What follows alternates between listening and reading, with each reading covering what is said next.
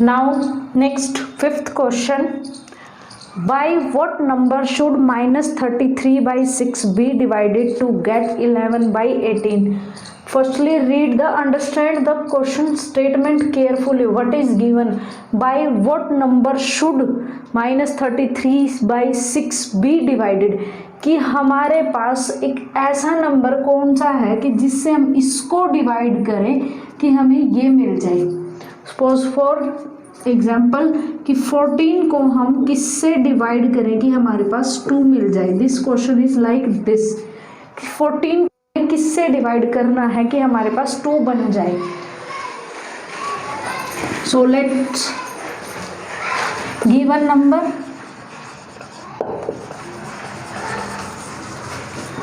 minus 33 by 6. So let by x be by x the number be divided.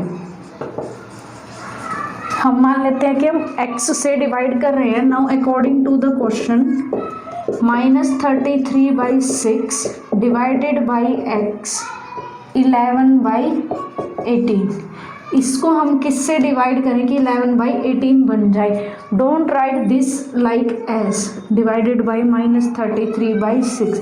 This is wrong. इसका मतलब क्या है आपके पास कि आप किस नंबर को इससे डिवाइड करोगे. That statement is different. So that's why I said understand the statement carefully. So now अब आप डायरेक्टली यहाँ से ट्रांसपोजिशन नहीं कर सकते हो बिकॉज डिवीजन इज देयर. तो डिवीजन है तो पहले आप इसको किस में कन्वर्ट करोगे, मल्टीप्लाई, या फिर आप इसको शिफ्ट करोगे.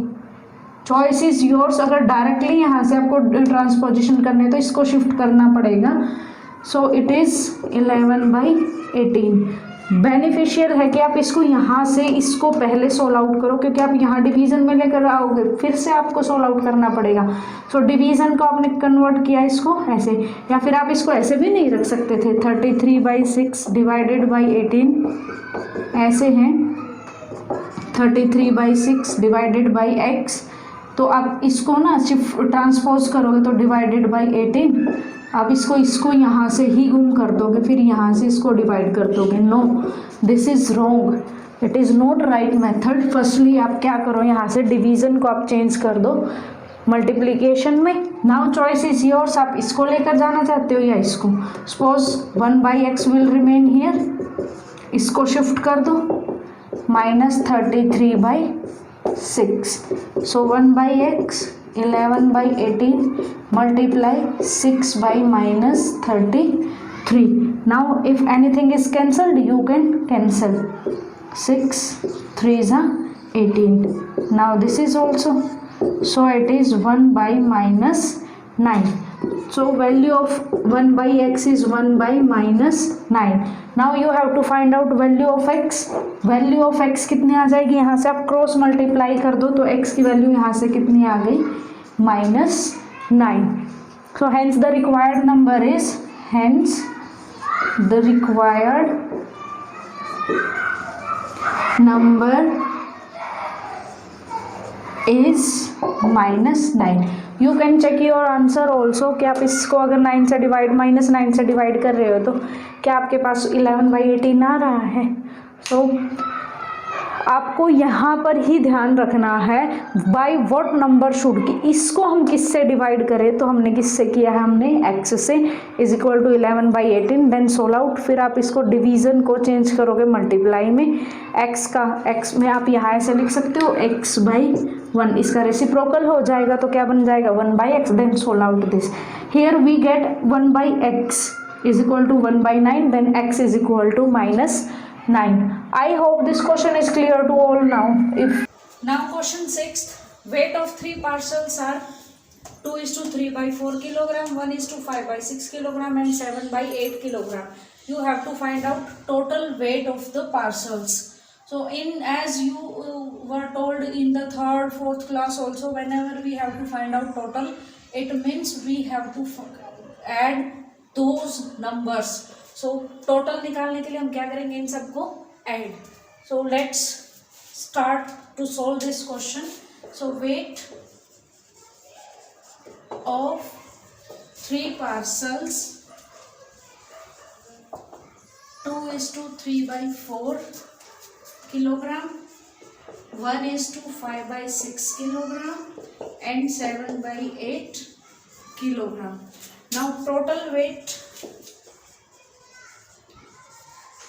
of the 3 parcels is equal to 2:3/4 plus 1:5/6 plus 7/8 kilogram.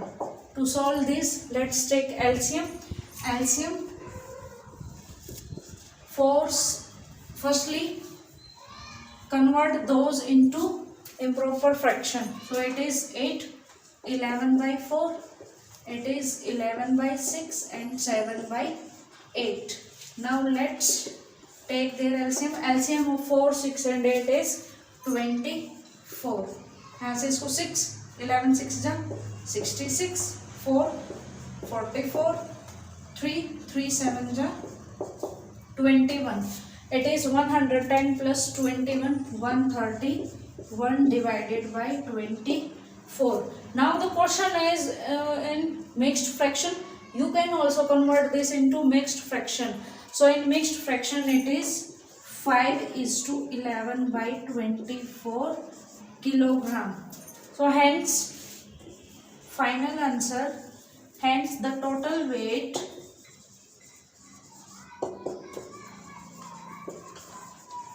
of 3 parcels is 5:11/24 kilogram. This is the exact answer. It is the, you have to write down all in the word problem, conclusion also. Many times I told you. So I hope this question is clear to all now.